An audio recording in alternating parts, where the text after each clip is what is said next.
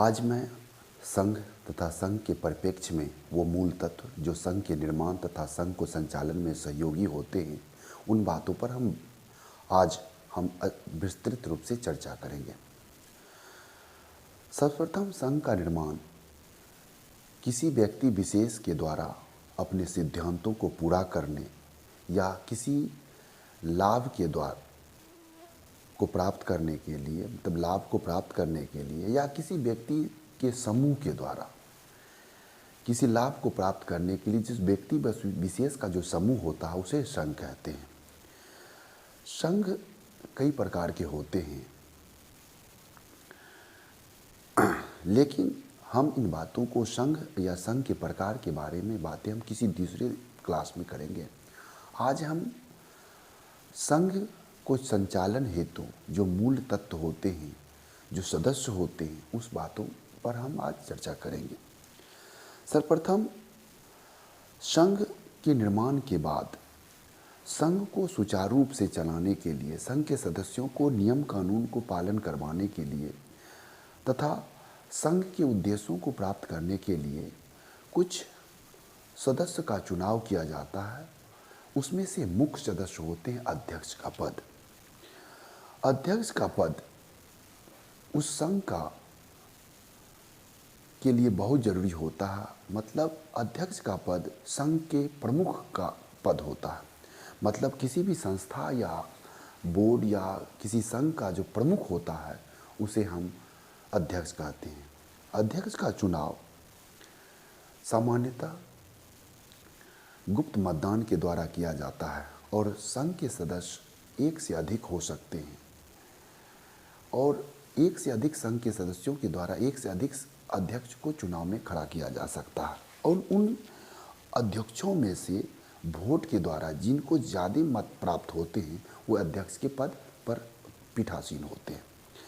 तो अध्यक्ष का पद सामान्य तौर से कि उस संस्था का सबसे बड़ा पद होता है। अध्यक्ष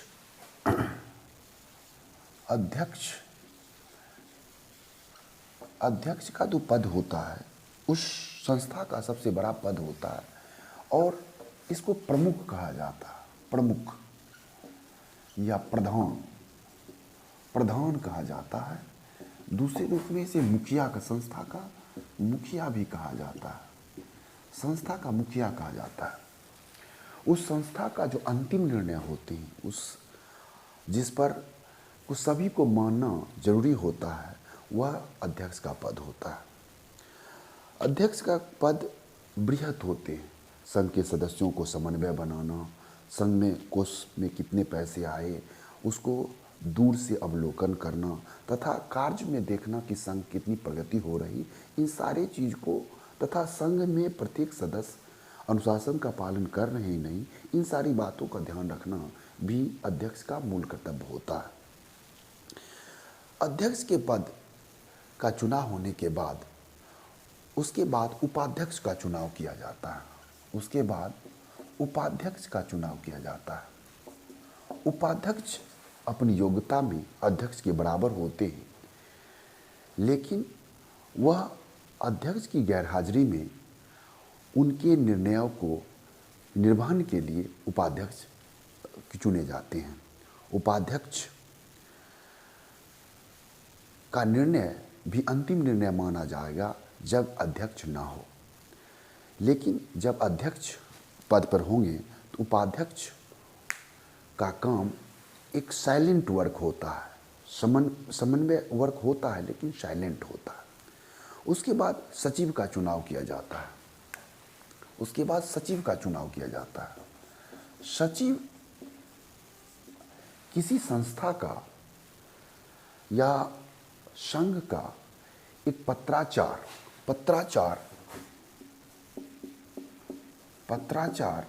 या लेखागार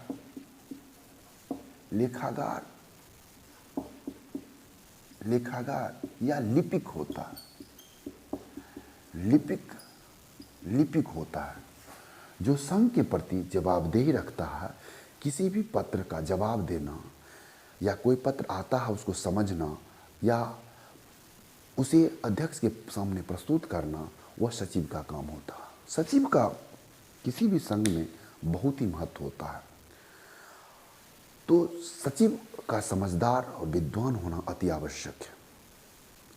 जिस भी संस्था का सचिव जितना विद्वान होता है, वह संघ उतना ही कार्य में प्रगति करता है तथा उसका मनोबल और उत्साह उतना ज़्यादा होता है। इसलिए संघ के सचिव का मजबूती से अपने बातों को रखना बहुत ज़रूरी होता है। सबसे ज़रूरी बात यह है कि सचिव का चुनाव होने के बाद उसके बाद उप सचिव का चुनाव होता। उप सचिव बिल्कुल सचिव की ये ना होने, सचिव जिस समय नहीं होता है उस समय उप सचिव सचिव की भांति काम करता है। उनके पत्र को, आए हुए पत्र को, डाक के द्वारा आए हुए पत्र को, लेखागार का या पत्राचार का सारा काम उप सचिव देखते हैं। उप सचिव या सचिव का सबसे जो मूल काम होता है, एक वजीर का काम होता है। एक वजीर का काम होता है मतलब वो अपने आप में एक मंत्री होता है, मतलब परामर्शदाता होता है। वो एक परामर्शदाता होता है जो एक परामर्श किसी को देता है। तो सचिव का बहुत बड़ा बृहत रोल होता है किसी संघ को चलाने में। तो सचिव के बाद उपसचिव आते हैं। उसके बाद हम चुनाव करते हैं कोषाध्यक्ष का। कोषाध्यक्ष हम जानते हैं ये भौतिक युग है या आर्थिक युग है, और किसी भी संस्था, संघ या बोर्ड को चलाने के लिए बिना पैसे के नहीं चलाया जा सकता। इसीलिए किसी बोर्ड या संस्था को चलाने के लिए जो पैसे आते हैं उसे सुचारू रूप से एकत्रित करके रखना तथा किसी को खर्च की राशि देना, वो कोषाध्यक्ष का काम होता है। कोषाध्यक्ष सहयोग राशि जमा कर सकते हैं।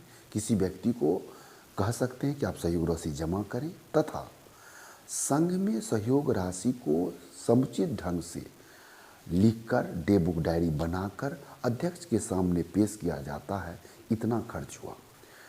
तो कोषाध्यक्ष अपने राशि का अब कैसे निकालते हैं, बहुत सारे तरीके होते हैं। उसमें से कोषाध्यक्ष, अगर संघ छोटा हो तो कोषाध्यक्ष खुद निकाल सकते हैं। अगर संघ बहुत बृहत होते हैं तो उस चेक साइन पर, जिस किसी बैंक में अकाउंट उसका खोला गया, उस चेक पर अध्यक्ष तथा सचिव का सिग्नेचर होने के बाद वह चेक इशू होते हैं, या कभी कभी कोषाध्यक्ष का भी सिग्नेचर होता है। उसके बाद आते हैं प्रवक्ता का। प्रवक्ता जो होता है सो किसी संघ का जवान होता है, जुबान होते हैं। किसी संघ को चलाने के लिए जो कार्य प्रणाली की जाती है उसको प्रस्तुत करना, मतलब किसी इलेक्ट्रॉनिक मीडिया के द्वारा या लेखन मीडिया के सामने प्रस्तुत करना, यह काम प्रवक्ता का होता है, जिसको कि आजकल मीडिया प्रभार भी कहा जाता है। इसका बहुत बड़ा रोल है कि किसी भी संघ में कोई बातें हो रही है तो सामने में किसी को प्रस्तुत करना है, इस काम ये प्रवक्ता का काम है। तथा कोई डिबेट में भाग लेना भी मेन प्रवक्ता का काम होता है। उसके बाद होता है समन्वयक।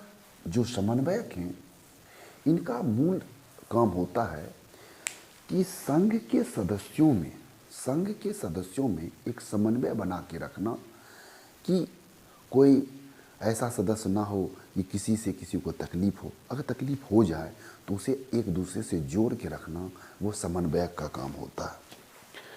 उसके बाद मंच संचालक, अगर कोई मंच संचालक हो रहा है, कोई कार्यक्रम हो रहे हैं तो उस पर मंच संचालन का काम दिया जाता है, जो ज़्यादातर करके अच्छे हिंदी बोलने वाले वक्ता या किसी भाषा के विद होते हैं, जो अच्छे शायरी, अच्छे बातें रख सके, उचित बातों को किसी को समझा सके, वो मंच संचालक का काम होता है। उसके बाद होते कार्यकारिणी सदस्य। संघ के द्वारा किए गए कार्य को कुछ सदस्यों पर रखा जाता है जो कि उस कार्य को करने में मदद करते या खुद करते हैं, उसे कार्यकारिणी सदस्य कहते हैं। अब हम कुछ ये छोटे छोटे तत्व हुए, लेकिन हम संघ के निर्माण की रूपरेखा के समय में हम समझते हैं कि संघ का संस्थापक, संचालक, संयोजक और प्रस्तावक, ये चार जो तत्व होते हैं ये बहुत ही बहुमूल्य तत्व होते हैं। किसी भी संघ को चलाने के लिए संस्थापक वो व्यक्ति होता है जो अपने सिद्धांतों को पूरा करने के लिए, जो अपने सिद्धांतों को लागू करने के लिए एक व्यक्ति विशेष के समुदाय को इकट्ठा करता है, उसे संस्थापक कहते हैं। और उसे सुचारू रूप से चलाने के लिए जिस व्यक्ति को डिपुट किया जाता कि संघ के प्रत्येक व्यक्ति को सही रूप से कार्य प्रणाली को दे सके, तुम्हारा ये काम है, तुम्हारा वो काम है, तुम्हारा वो काम है, उसे संचालक कहते हैं। उसके बाद होता संयोजक। किसी भी कार्य योजना को, जैसे मीटिंग होना है तो उसे एक कहाँ होना है, कैसे कौन कौन सी चीज़ लगेंगे, यह काम संयोजक का होता है।